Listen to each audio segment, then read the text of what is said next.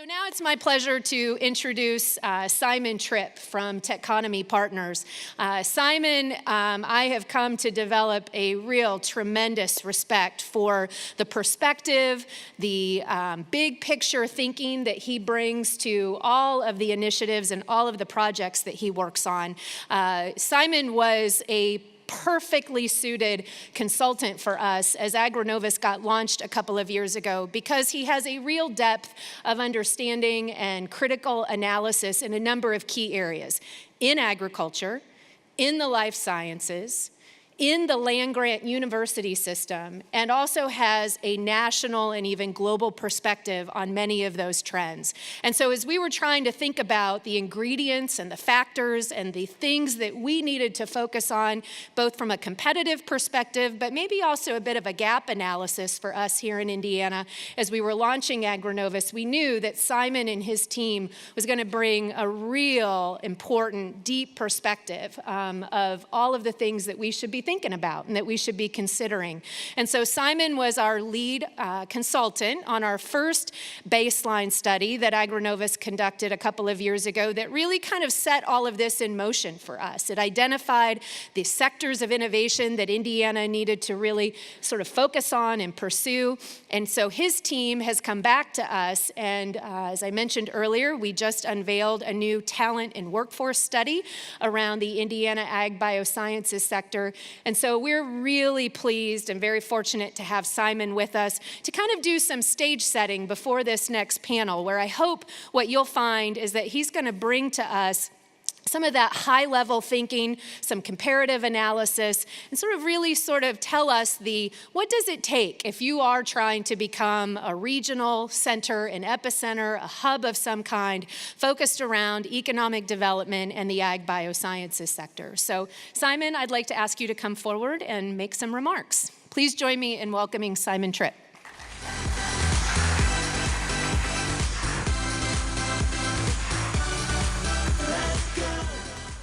Good afternoon. So Beth talked about some 20-year-olds and 30-year-olds being able to do Twitter. I've been watching the feed and waiting for the 70-year-old from New York City to send us a Twitter tweet. Haven't seen it yet. I think he'd say, ag innovation in Indiana will be huge. It's hard to do with an English accent. I'd also think he'd say that you're going to be beating China in all that you do. So, let's see, advance to the first slide, I think.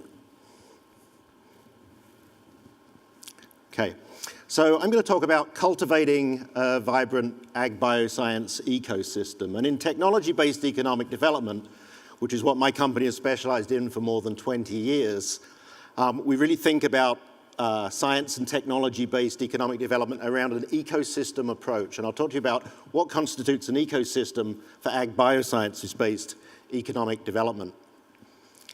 Now, clearly, you're working with a huge opportunity. With 7 billion people, as was said earlier, they all share one characteristic: they've all got to eat. The other thing that wasn't mentioned is we're not making any more agronomic land. Most of the good agronomic land in the world is already in production. And so if we're going to feed a coming 9 billion population in 2050 potentially, it means agricultural technology has to continue to come to the fore as the solution. Whether it's improving yield, reducing waste, enhancing nutrition, or jump-starting an advanced biosciences economy in industrial biomass, agriculture has an assured market for the foreseeable future. Now, while agricultural production is certainly distributed very broadly across the globe and broadly across the United States, what we find is in ag innovation, it's a much smaller set of geographies that really are leading hubs of innovation in agricultural biosciences. And those places that have had an early start in this, we believe, have a strong opportunity moving forward. There's 7 characteristics that we really see as being key to developing a ag biosciences hub. The first of those is something that you have here in Indiana, and that's a multinational presence of major ag biosciences companies. Clearly, Dow AgriSciences is a very well-known international company. You have Elanco, and you have a number of global brand names as well in the food sciences industry. You also need to have an R&D base outside of industry. a strong agricultural research base in your academic sector.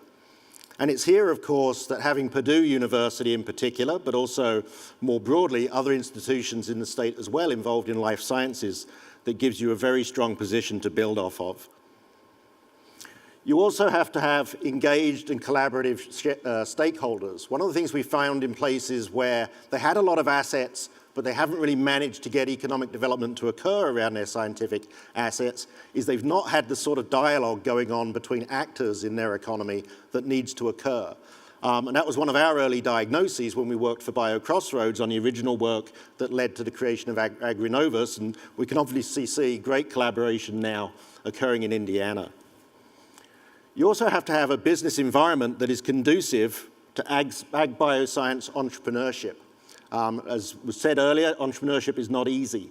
Indiana's made a lot of good moves in terms of making entrepreneurship easier, whether it's from the universities or from organizations like BioCrossroads and AgriNovus. One of the more challenging elements of these 7 that I think you face in Indiana is a diversity in your agronomic environment. You are fairly monolithic in your crop production, not totally so, but compared to, say, North Carolina, where we're doing a lot of work, where they have over 70 different commodities groups, they have an advantage in being able to experiment with a more broad variety of different crops and livestock than perhaps you would in Indiana. But that's not to say that you have to be doing ag biosciences innovation only in the crops that are of relevance to Indiana. So that doesn't have to be a barrier. The next is science-based regulatory and policy environment with stability. Industry doesn't like instability. They like to see a predictable environment. And in certain sectors, such as biofuels and bio-based products, for example, there's unpredictability. And to the extent that Indiana can make a predictable environment for different ag bioscience areas, that will hold great sway with industry. And the final area is the one we're going to talk about in real detail this afternoon, and that's skilled human capital. A knowledge-based economy doesn't happen without knowledgeable individuals to drive it. This slide is from the state of Ohio, the Ohio Third Frontier Initiative that we've done a lot of work with. And I think it's a good slide in terms of showing the sort of chain of interaction that you have to have, and that you can't have anything missing in any of these individual elements. You have to be good at imagining a commercial opportunity out of scientific research. You have to be good at incubating that in incubators and then demonstrating through the accelerator process that the products and services that you're producing can have a commercial context. You've then got to be able to get into market entry and prove commercial viability, and finally, the 5th stage of growth as that technology moves into being an industry. The Ohio approach is certainly, it's an easy way to picture it. The reality is that it is much more complicated. When we talk about a science and technology-based ecosystem around platforms of technology, whether that's precision agriculture or animal infectious diseases or anything else, if any element of this chain is missing, you're probably not going to do very well. I'm not going to expect you to take notes on that because it is so busy, but I did want to show that it's complex. And that's why when we've been working with AgriNovus and with other clients around the world and around the country, we really do a very in-depth diagnosis of each element in that development chain to see if there's any individual element that might be missing. What we found in Indiana is there's very little that is missing from that chain. There might be elements of the chain that are perhaps weaker than we would like to see, but that's why AgriNovus was formed, to bring people together to work on both your strengths, but also to plug any gaps or challenges that you have moving forward. You're not alone in identifying ag biosciences as an opportunity area for economic development. This slide shows only the places that I've worked in the last 6 to 7 years on ag biosciences-based strategies. And it's been interesting. We've seen some strategic work that has crossed state lines. We've done work for all of the land-grant universities as an aggregated group in the north-central United States, so that region includes Indiana. We similarly did it for all of the land-grant universities in the southern United States, who really wanted to talk about a lot of the issues that were talked about earlier this morning, of trying to explain to people the power and the promise and the opportunities that ag biosciences have, their importance to global grand challenges, and the economic benefits that attach to them. We've then done strategies at an individual state level, and again, Indiana's not alone in having done that strategic work. Ohio has done state strategy related to ag biosciences development. So has Minnesota, and as you might expect, Iowa has been active in this as well. We've done work in the St. Louis area, and Oklahoma and Nebraska as well. So a number of different places are targeting this as a sector to innovate around. They're not all equal in terms of the assets that they have to build upon, however. Two locations that I think are particularly important for you to understand and to see as both competitors, but also potential collaborators as well, are North Carolina, which was mentioned earlier, the Research Triangle Park region, and St. Louis in Missouri, home to Danforth and Monsanto, of course. If we look at North Carolina, and I had my assistant do me these slides, and I need to tell them about aging eyes and the size of fonts, because I'm having trouble reading it from up here. But we looked at the individual, those 7 factors I showed on that circular slide earlier, and looked at North Carolina and how they stand. I mean, in terms of presence of multinational ag bioscience companies, just in RTP alone, they have Syngenta, Bayer Crop Sciences, BASF, operations of Novozymes, and some Monsanto operations as well. So North Carolina has this big hub of major ag bioscience corporations that have been investing significantly. Syngenta just opened a very large new facility at RTP. Presence of a major academic institution. North Carolina State University is their land-grant institution. Their 1860 land-grant institution, I should say. They also have North Carolina A&T as well. NC State is number 6 in the United States in terms of total research funding in agriculture and agricultural biosciences. So considerable strengths there in terms of their academic profile. Presence of government ag bioscience institutions. They have USDA, IRS, agricultural research operations, which are co-located with North Carolina State. A diverse agronomic production environment. Here's where North Carolina does have a slight advantage in that they have their coastal environment, mountain environment, plains environment, plenty of water. So they do have a lot of different areas where they're able to work with a considerable number of different commodity organizations.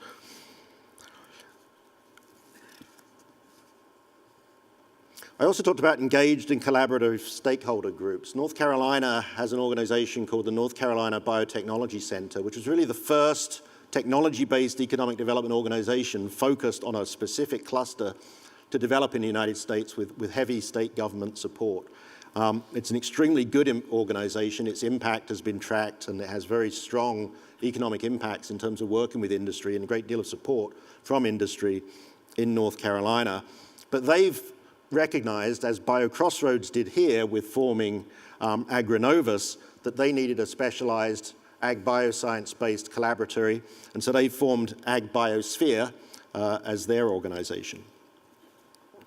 You also need a business environment conducive to entrepreneurship, and one of the advantages that they have in North Carolina is a very long history of early engagement in entrepreneurial activity.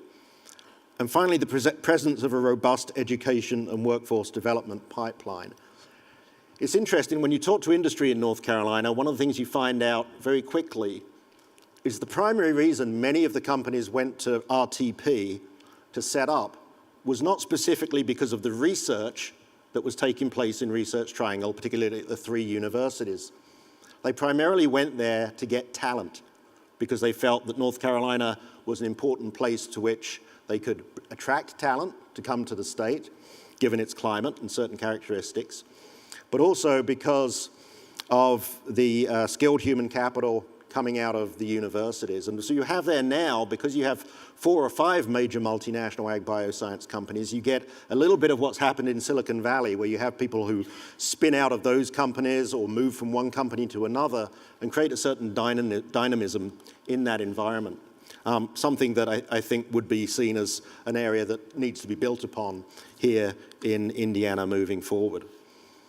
When we've done what we've done in Indiana for North Carolina and diagnosed quite recently their opportunity areas, the key gap that we found was in their infrastructure for performing ag biosciences research.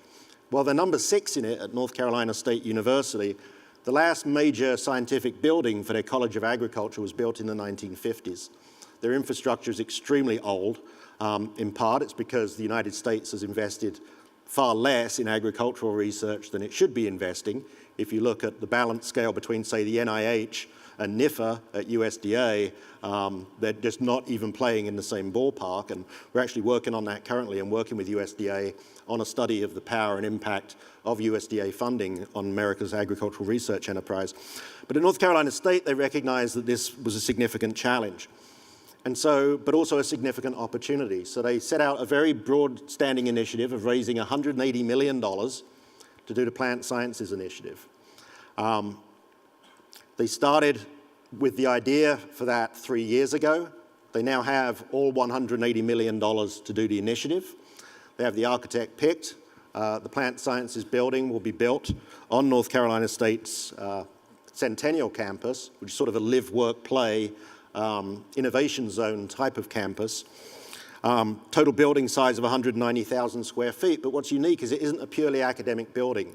Industry is going to be in there with them, and industry is very much involved in helping to develop the curriculum and the work that graduate students will be doing inside that building. When we talked to industry, what they wanted from talent was not just somebody who was vertically trained in one narrow area of plant phenotyping or animal infectious diseases. They wanted people who have both vertical skills but also horizontal skills, where they've been exposed to agribusiness in general, to agricultural economics, to broader biosciences-based capabilities, so they could be integrating some of the opportunities that will come along into the future in transdisciplinary sciences. So that building now has the money raised.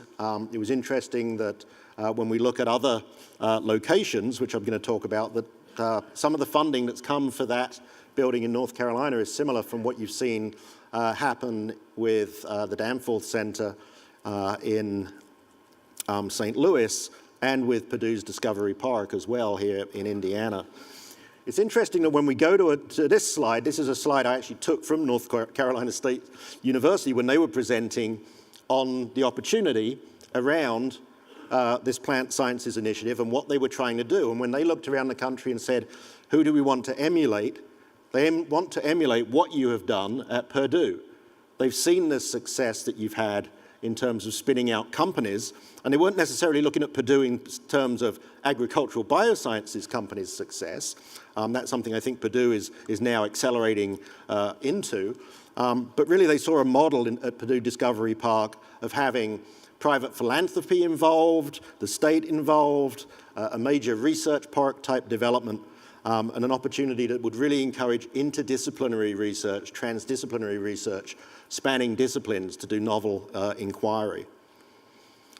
They said their aspiration was to be like St. Louis and the Donald Danforth Plant Sciences Center, which again is a good aspiration to have. My counsel to North Carolina State was I think their opportunity is larger. They have more in terms of having BASF and Bayer and Syngenta and Novozymes right next to them, more diversity, more opportunities potentially than perhaps even St. Louis has to be a key hub in this sector. But we also shouldn't forget international competition. Europe is certainly very strong in ag biosciences research, in the UK through many government labs and through their universities, the Norwich Research Park being an example. The Benelux countries, Belgium and the Netherlands in particular, Ghent has, for example, a strong agrobiotech campus. We shouldn't forget our neighbours to the north in Canada. Saskatoon has certainly become a hub for ag biosciences-based development and proves you can do it in a place where there's plenty of snow and ice. And in a place that doesn't get any snow or ice, the Australians well, I'm a geographer by first degree, so I shouldn't say Australia doesn't get snow and ice because it has mountains and it has ski resorts. But in Melbourne, they don't get much snow. And Melbourne has built a fantastic building, very much along the lines of what's been built at North Carolina State University, the AgriBio campus. And indeed, Dow Agrisciences from Indiana does a lot of work with the scientists there at the AgriBio facility in Melbourne. So we're going to be moving into a panel discussion specifically about talent, but as we move into it, I wanted to set the scene a little bit with just a little bit of what we found from the recent Agbioscience talent pipeline study that we did. I mean, clearly, the solutions to the grand challenges in agriculture require talent. But studies actually undertaken by Purdue University on behalf of the United States Department of Agriculture found a pretty significant workforce shortfall predicted into the future. The demand is for 58,000 job openings each year in agricultural sciences for the next 5 years. But when you add up all of the output coming out of national universities in the United States, there's only 35,400 US graduates a year with relevant degrees going to be coming out. So almost 40% job shortfall. So clearly that's one message to be giving to our students in terms of the opportunities for good, high-paying jobs in the future in this sector with assured demand. Of concern is this graphic, which again, I'm sorry, it must be very hard to see, but if we take a look at this axis is annual growth in R&D expenditures, and this axis is average growth rate in degrees conferred. So you could see that as student demand. Look at all of these areas: medical sciences, life sciences, engineering. Agricultural sciences is down here. It had not been getting the student inflow, but also it's not been seeing the same sort of growth that other sectors have seen in research. And that's why I think the work that we're currently doing with the USDA and with NIFA, with Sunny Ramaswamy, the director of NIFA, who used to be at Purdue, we're working quite intensively to see what can be done to increase the funding coming into agricultural biosciences. Clearly, Agbiosciences is a significant driver for the state of Indiana. There's more than 75,000 employees in Agbiosciences. That doesn't mean primary farming. So that's not primary production. That's the rest of the value chain that was shown on the slide earlier. That's a 22% increase has occurred in employment in the sector over the last decade. So it's large and it is growing in Indiana, which is what you want to see in a sector. In looking at the sector in specific detail, we did surveying with industry as well as quantitative data analysis, and we looked at two sets of occupations: core job functions, as you might expect, things like plant scientist, food scientist, etc.